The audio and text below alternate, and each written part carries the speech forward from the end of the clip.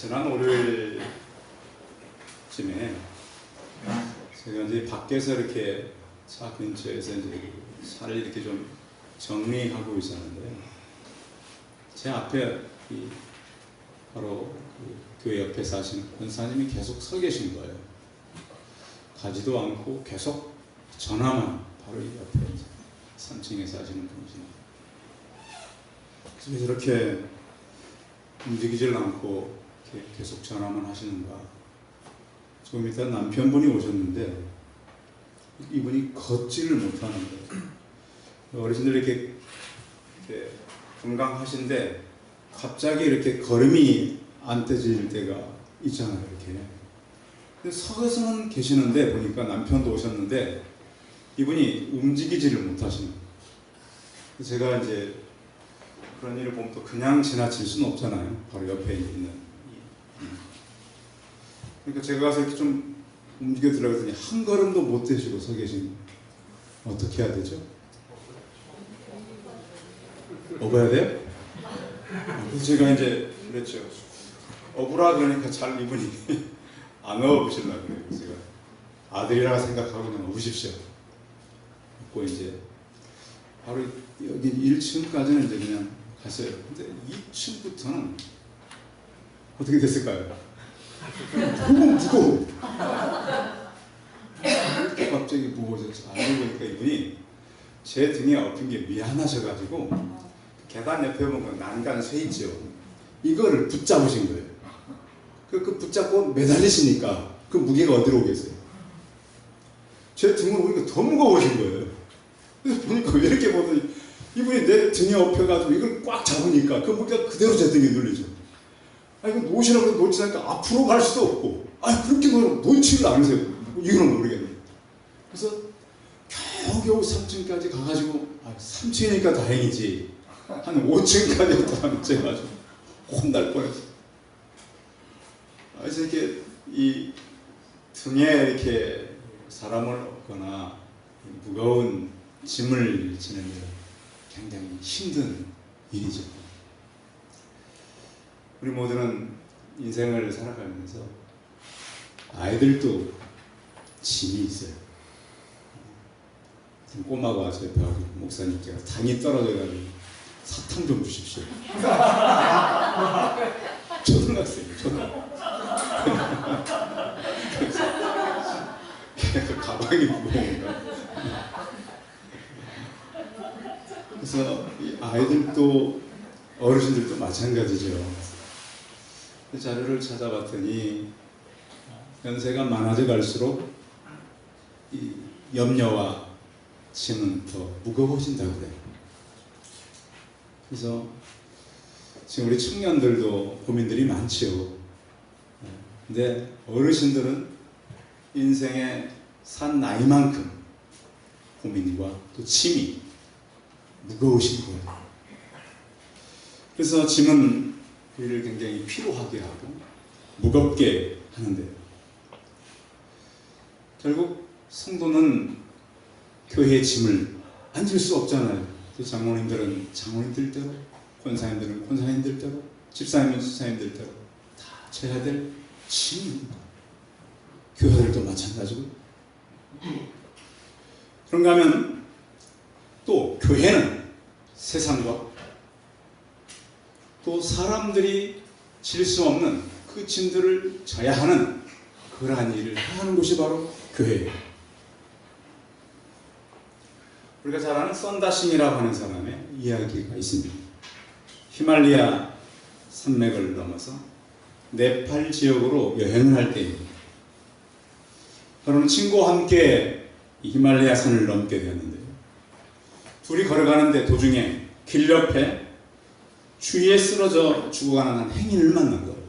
친구 둘이 걸어가다가 이 사람을 두고 갈 것인가 데리고 갈 것인가, 여러분 어떻게 하면 좋겠어요? 네?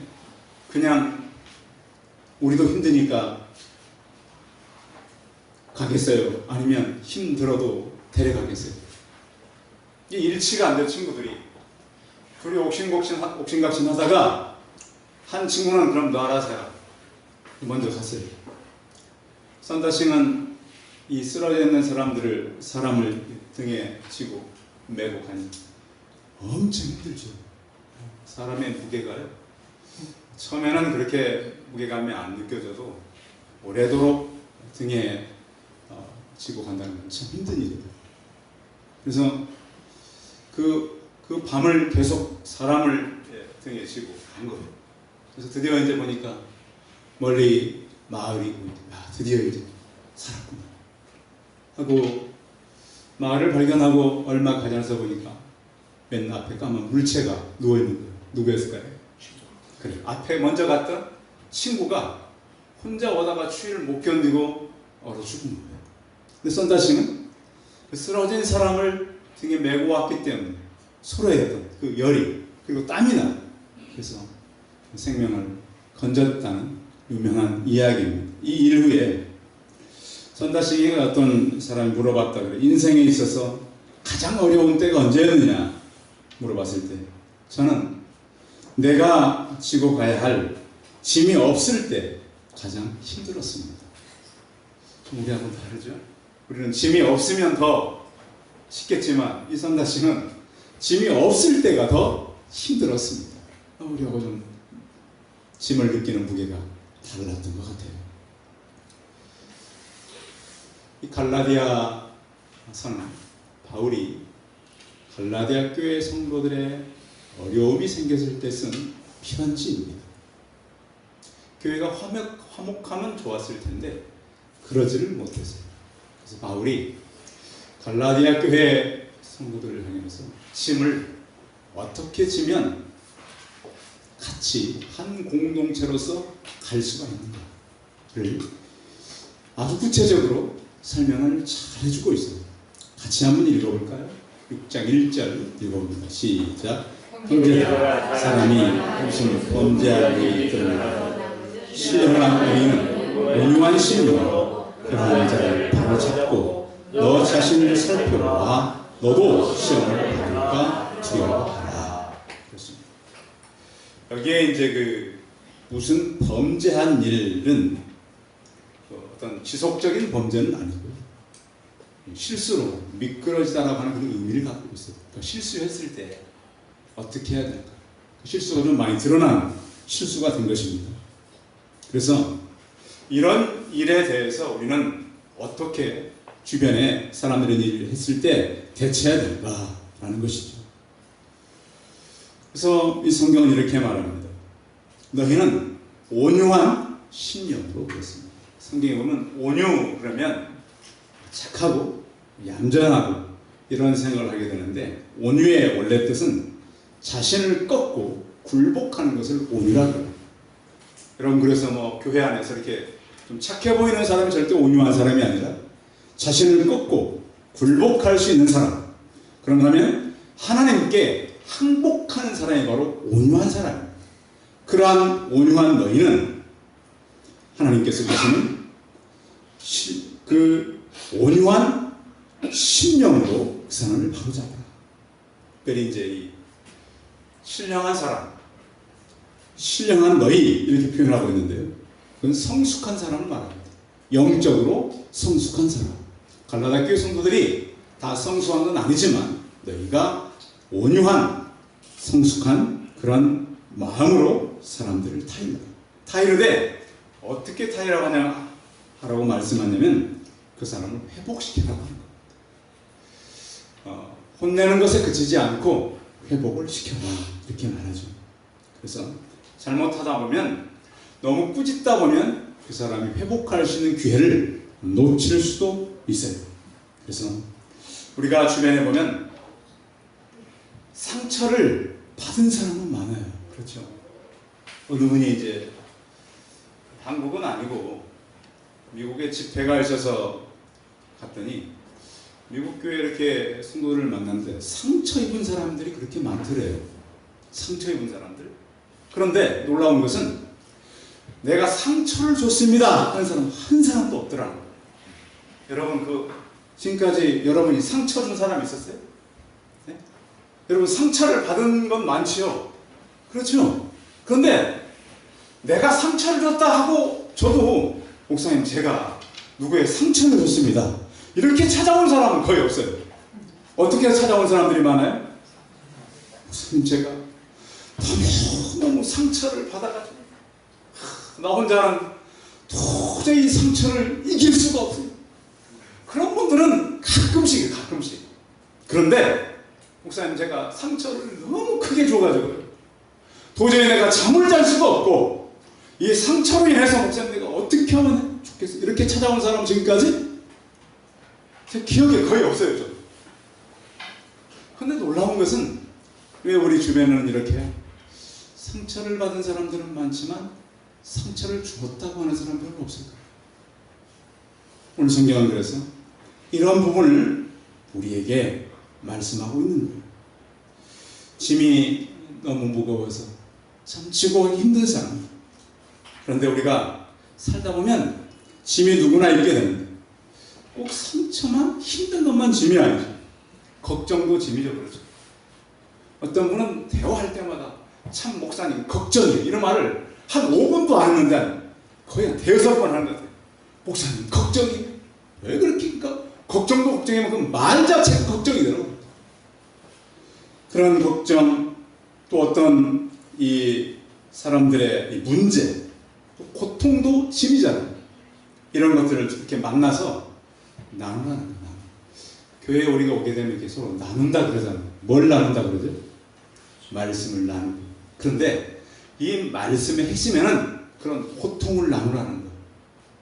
성도여러분, 오늘 이렇게 만나셔서 성경도 나누시고 대화를 나눌 때 여러분 문제도 나누시고 고통도 나누시고 여러분 해결할 수 없는 짐도 서로 나누시기 바랍니다. 서로 가벼워줄 수 있는 거죠.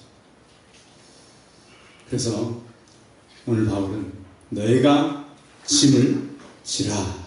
오늘 본문에 그 짧으니까요, 짐이라고 하는 단어가 나오는데 언제 나오는지 좀 살펴보십시오.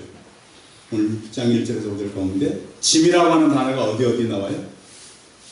6장 2절에 한 번, 또 5절에 한 번. 이 짐이 달라요. 그냥 짐이라고 했으니까 우리는 짐인가 보다 한데 2절에 나와 있는 짐과 5절에 나와 있는 짐이 다른 짐입니다. 자, 2절 한번 읽어볼까요? 2절 시작. 너희가 짐을 서로 지라. 그러면 그리스도의 복을 성취하라. 여기서 이제 말씀하는 이 짐은 어떤 짐인가? 짐은 혼자서 질 수 없는 무거운 짐을 말합니다. 우리가 어떤 문제도 오고 어려운 일도 오는데 어떤 일은 내가 감당할 수도 있지만 어떤 일은 감당할 수 있어요? 없어요? 없어요. 너무 이 짐이 무거워서 견딜 수 없는 그런 짐이 있어요.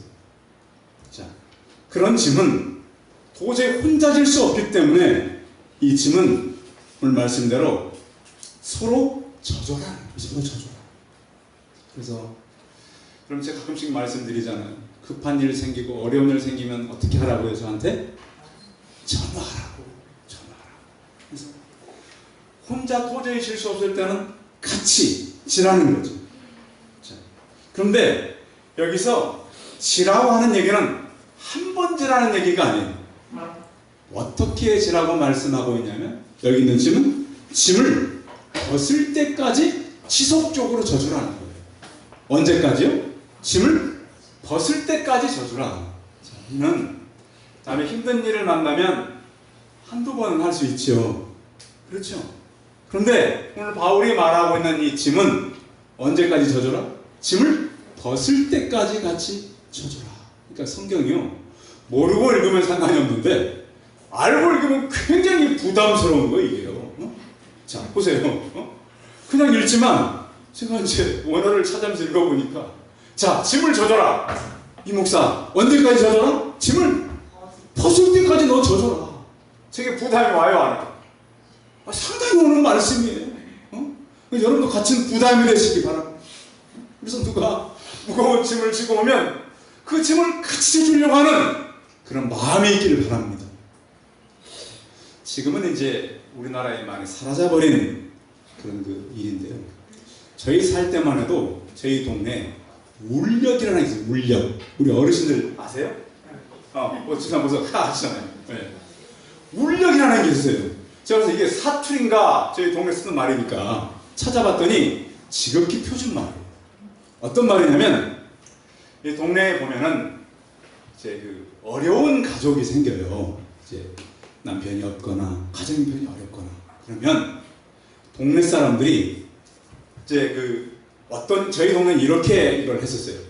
이분들이 산에 가서 나무를 할 수 있어요. 나무는 그때는 다 나무를 먼 데서 갖다 이렇게 집에다 쌓아놓고 겨울을 이렇게 나는 때였거든. 그러면 거기에 나무를 내서 산에 쌓아둘 수는 있지만 가져오는 것은 굉장히 힘든 일이에요. 그러면 어느 날 하루를 동네에서 정해요. 오늘은 누구 집 울려가는 날입니다. 그러면 저희 동네 모든 남자들이 다 지게를 지고 그 집으로 보여요. 그래서 한 번씩만 져다 주면 그 집에서 수일 동안 할 수 있는 것을 다 해주는 거예요. 이게 울력이에요. 지금은 없어졌죠. 이것이 오늘 성경에서 말씀하고 있는 짐을 서로 쳐주는 거예요. 그래서 그 집은 고맙다고 이제 뭐 마실 수 있는 음료수를 한 잔씩 대접하거나 이랬던 것 같아요. 그렇잖아요. 한 가정이 할 수 없는 일을 수십 수백 가정이 조금씩만 해버리면 어떻게 해요? 그 가정 일은 합의 오고 친다는 거예요. 아멘? 그래서 그렇게 하라. 어려운 짐이 있으면 서로 져라. 진다고 하는 이 원뜻은 지탱하다는 그런 의미도 같이 포함합니다. 견딜 수 있도록 그 무게를 이길 수 있도록 도와줘라. 그렇습니다. 교회 안에 보면 어려운 신앙, 무거운 짐과 또 감당할 수 없는 그런 일들을 만나는 사람들이 있어요. 그래서 2절에 보면 누구의 법을 성취하라고? 그리스도의 법을 성취해라. 그래서 예수님께서 우리가 져야 될 그 무거운 짐을 다 지셨잖아요. 특히 죄의 짐 같은 것은 우리가 질 수 없는 어마어마한 그런 짐을 주님께서 먼저 지셨어요. 그래서 삶의 고통이 울린다 할지라도 교회 안의 성도들은 그 짐을 조금씩 같이 져서 같이 나가면 좋겠어요. 요즘에 이렇게 보면 삶이 힘든 사람들이 참 많은데 보니까 그 우리 달력에 보면 일요일은 무슨 색깔로 되어 있어요? 빨간색. 왜 빨간색으로 칠해놨을까요? 그렇죠. 멈추는 날, 쉬는 날. 그렇죠. 다른 색깔하고 달라요. 그런데 요즘 이 대한민국에 공부하는 학생들의 시간표는 월, 화, 수, 목, 금, 금, 금이래요. 휴일이 있어요? 없어요? 없어요. 그렇게 또 하지 않으면 안 돼요. 참 힘들어요. 가장들도 무거운 짐이 있고요. 어머니들도 참 힘들어요. 그래서 우리는 이 무거운 짐을 진 사람들을 어떻게 도울 것인가? 무거운 짐을 진다는 것은 상대에게 지나친 욕을 하지 않는 것도 포함해요. 우리는 그 막 지나친 욕을 할 때가 있죠. 이렇게 하라고, 저렇게 하라고. 그렇게 하는 것이 아니고 또 하나는 이 사람의 현실을 그대로 받아주는 거예요.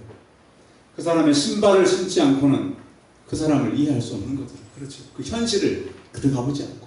그래서 왜 이렇게 힘든가? 왜 이렇게 어려운가? 그런데 어려운 이유가 있어요. 그런 것들을 우리가 이해해 주라는 거죠. 또 하나는 상대방의 고민과 문제를 들어줘 공감해 주라는 거예요. 이렇게 힘들고 어렵고. 그래서 우리가 힘들 때 그 얘기만 누가 들어줘도 힘이 될 때가 있잖아요. 그리고 또 하나는 그를 진심으로 기도해 주는 거예요. 자, 하나님께서는 제가 해보니까요. 내 기도보다는 상대방을 위해 기도할 때 더 많이 응답하는 것 같아요. 저만 그럴까요? 그렇죠? 여러분 그렇게 한번 기도해요. 하나님, 나는 그러다 치더라도 우리 교회 아니면 내 주변에 이런 분들의 기도를 응답해 주십시오. 그럼 하나님은 살아계시기 때문에 물론 내 기도를 응답 안 하는 건 아니에요. 그 기도가 그에게 합당치 않은 그 기도가 다 어디로 가요? 다 내게 오는 거예요. 그래서 간절한 마음 그들을 위해서 기도해 주는 거예요. 자, 그래서 이렇게 짐을 서로 나누어지고 그 다음에 오늘 3절 한번 읽어봐요. 3절 시작. 만일 우리가 아무것도 되지 못하고 된 줄로 생각하면 스스로 속임이라 그랬습니다. 그래서 그런 경우가 있어요. 남의 잘못을 보면서 왜 저 사람은 저렇게 잘못할까? 자, 누가 잘못하는 것이 발견되면 우리는 뭐부터 살펴야죠? 우리 자신부터 살펴야죠. 근데 초대교회 성도들이 그러지 않았다는 거예요. 너희가 먼저 된 줄로 생각하지 말고 그렇게 하면 스스로 속이는 거다. 어느 교회에서 그랬어요. 목사님이 또 성도들이 예배 시간에 휴대폰 소리가 나니까 광고 시간에 혼을 냈어요. 우리 교회는 나중에 간 건 이 교회는 일찍 예배 전에 간 거예요. 휴대폰 소리만 내면 가냥 안 되겠다. 그렇게 막 설교를 시작했는데 목사님 휴대폰이 오기 시작해요. 목사님이 당황하셔가지고 전화를 꺼내가지고 하나님이십니까? 지나치는. 저도 마찬가지죠. 저도 집에서 아이들한테 또 아내한테 그러지만 저도 실수를 참 많이 하거든요. 그러면 참 이렇게 난처할 때가 저도 참 많아요. 그런 거예요. 그래서 누가 아무것도 되지 못하고 된 줄로 생각하지 마. 우리는 부족하다는 거예요. 우리를 돌아보라는 거예요. 4절도 읽어보죠. 거기는 대답이 4절. 시작. 각각 자기 일을 살피라. 그러면 자라는 것이 자기에게는 있어도 남에게는 있지 않아요. 여기 어려운 표현이 자랑할 것이 누구에게는 있어도 그래 그러니까 스스로 나에게만 있지 다른 사람한테 자랑할 거리가 안 된다는 거예요. 근데 우리는 어떻게 해요? 남에게 막 자랑하고 싶은 거예요. 근데 그러지 말고 어떻게? 나한테만 자랑해라. 나에게만. 이런 말 표현이 좀 어렵긴 해요. 그걸 찾아봤더니 저도 이게 말이 얼른 이해가 안 돼서 그래서 하나님께서는 이는 성령을 쫓아서 자기를 성찰하고 또 오늘 바울의 본면은 자랑할 것이 나에게만 있지 다른 사람에게까지 갈 것이 없다. 그래서 우리가 우리를 스스로 높이지 말고 나를 살피면서 살아가라고 하는 것입니다. 자, 그래서 이제 우리가 할 것은 이제 5절이죠. 5절 읽어봐요. 5절 다시 읽어봅니다. 시작. 각각 자기의 짐을 지는 것이다. 이 짐은 이제 내가 져야 될 짐. 그러니까 같이 져야 할 짐이 있고 교회 안에는 내가 져야 할 짐이 있습니다. 어떻게 보면 군인들이 이렇게 그 훈련을 갈 때나 행군을 할 때 보면 각자 이렇게 분장을 지고 가잖아요. 똑같아요. 교회 안에는 우리가 봉사해야 될 짐이 있고 또 직분자들이 각각 져야 될 그 짐들이 있어요. 청년들은 청년들이 져야 될 짐이 있고 주일학교 아이들은 주일학교 아이들이 져야 될 짐이 있고 장년들은 장년들이 제고해야 할 그런 짐이 있는 거예요. 가정도 마찬가지죠. 자, 가정에도 보면 아내가 져야 될 짐이 있어요, 없어요? 남편이 져야 될 짐이 있어요, 없어요? 아이들도 마찬가지예요.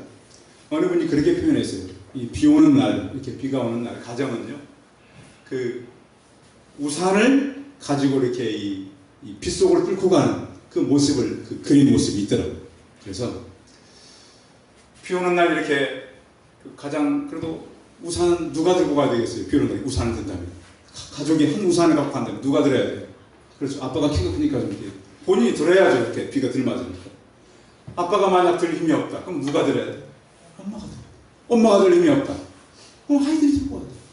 그 가정이에요. 그래서 각자가 자기 위치에서 그 각자 해야 될 일을 하지 않으면 가족이 참 힘들어요. 여러분 가족 중에 한 사람만 아파봐요. 어떻게 해요? 온 가족이 그 일을 하더라고 아무것도 못해. 그렇듯이 각각 교회도 마찬가지죠. 한 부서 어느 누가 어려우면 그 일 때문에 다 멈춰야 되듯이 또 우리는 나를 살펴야 돼요. 어떤 그림을 보니까 이런 그림이 있어요. 고양이가요. 고양이 아시죠? 고양이 모르는 건 없죠. 거울을 보면서 거울 안에 보니까 호랑이가 있는 거예요.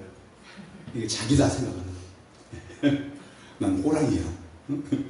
이렇게 착각하는 사람들. 그렇지 않아요. 우리는 부족한 사람들이고 연약한 사람들. 우리 또한 내 짐을 지고 가면서 또한 그 짐조차도 참 어렵게 지고 할 때가 참 맞는 것이죠. 그래서 우리는 남에게 자랑할 것이 없이 자기 짐을 지고 가야 되는 거죠. 또한 우리는 비교하면 대화인데요. 하나님 왜 저기는 적은 짐 주고 나는 큰 짐 줍니까? 근데 하나님은 공평하세요. 그리고 우리는 비교하다 보면 내게 열등감도 생기고 또 어떤 사람들은 비교해가지고 우월감도 갖고 있어요. 그러다 보니까 최선을 다하지 못할 때가 있어요.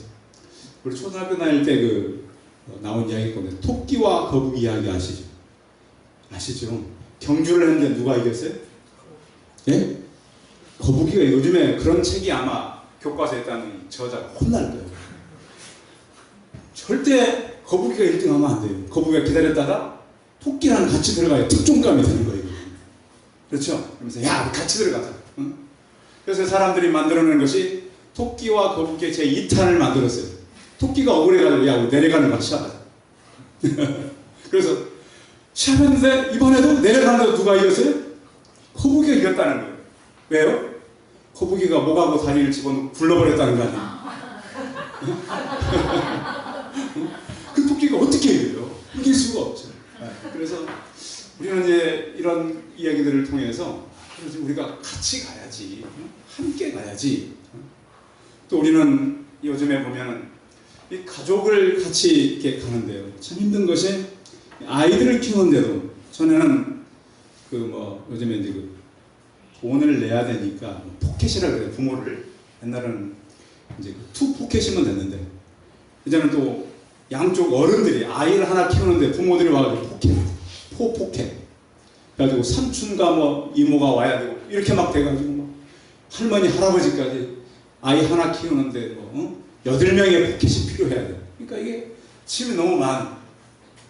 그래서 이제 점점 우리나라는 대학 입학 후에도 오히려 본격적인 돈이 더 많이 들어요. 등록금, 용돈, 또 대학만 졸업해서 취직한다고 되는 게 결혼이 남아있어요. 결혼할 때는 너무 많은 비용이 드는 거예요. 그래서 이렇게 가다는 대한민국이 참 이러니까 유럽의 어떤 경제관을 우리가 가져와야 된다. 그런 얘기도 참 많아요. 그래서 우리는 각자 져야 될 짐들, 또 우리 각자가 지지 않으면 그 짐 때문에 다른 사람들이 힘든 거예요. 그런 그 말과 당나귀 얘기, 이송 얘기가 있어요. 당나귀가 말과 같이 걸어가면 짐이 너무 무거워. 그래서 당나귀가 말에게 그래서 말아, 내 짐 좀만 지고 가자. 당나귀가 아픈 거예요. 그 말은 야, 네 짐은 너가 져야지. 그 말을 안 들었어요. 좀 더 걸어가다가 힘드니까 당나귀가 죽었어요. 그 주인이 당나귀가 지고 가던 짐 다 말에게 싣고 당나귀 시체까지 다 실었어요. 그래가지고 말이 얼마나 고생했는지.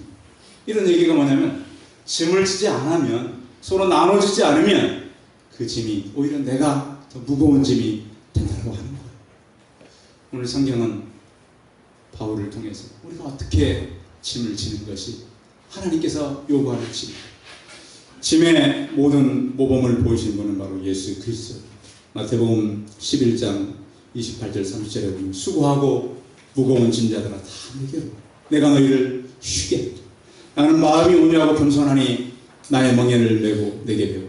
그래야면 너희 마음이 쉼을 얻으리니 이는 내 멍에는 쉽고 내 짐은 가벼움이라 하시니라고 말씀하셨습니다. 짐을요, 우리가 모든 짐을 완전하게 해결할 수 있는 사람은 없어요. 짐을 좀 덜어줄 수는 있어요. 그러나 우리가 짐의 해결자는 아니에요. 예수님은 우리의 짐의 해결자가 되시는 거예요. 우리가 짐을 내려놓고 온전히 예수님 앞에 설 때 우리는 참 자유를 맛볼 수가 있어요. 예수님 그래서 짐을 진 우리를 초청하는 거예요. 수고하고 무거운 짐을 진짜. 1세기 때는 율법의 무게, 또 어떤 삶의 무게가 컸다면 지금 우리의 무게는 세상의 기준이 너무 높기 때문에 우리가 짚고 가야 되는 삶의 무게가 점점 무거워질 수밖에 없는 것입니다. 주님은 우리의 짐을 유례적으로 한 번 져주시고 끝나지 않습니다. 우리가 하나님 나라에 갈 그때까지, 영원까지 우리 짐을 지고 가시는 그 예수 그리스도를 우리가 바라고, 오늘 바울이 너희가 짐을 지고 그리스도의 법을 성취하라고 말한 것처럼 같이 져야 될 짐, 또 개인이 져야 될 짐을 서로 나누어지면서 이 시대를 참 무거운 짐을 지고 가는 우리가 고통과 고민과 우리의 문제를 서로 나누어지고 저 우리 성도들이 다 되시기 바랍니다. 기도하겠습니다. 살아계신 주님, 1세기 때에도 사람들이 져야 되는 많은 짐들이 있었습니다. 도저히 혼자서는 질 수 없는 무거운 짐을 나누어질 뿐만 아니라 각자가 져야 될 짐을 지고 예수 그리스도를 닮아가는 우리가 되게 하여 주옵소서. 이 시간 하나님, 우리 성도들 개인이 무거운 짐이 있다면 그 짐이 예수 그리스도 안에서 내려지게 하여 주옵시고, 우리가 살아가는 동안 내가 질 수 없는 그런 짐을 지고 우리가 낙심하고 좌절한다 할지라도 그 짐을 대신 질 수 있는 예수 그리스도를 바라보고 그 안에서 참 자유를 누리는 우리가 되게 하여 주옵소서. 전능하신 하나님, 같이 지고 서로 지고 우리가 마음에 힘을 낳는 귀한 공동체가 되게 하여 주옵소서. 주 예수 그리스도의 이름으로 기도하였습니다.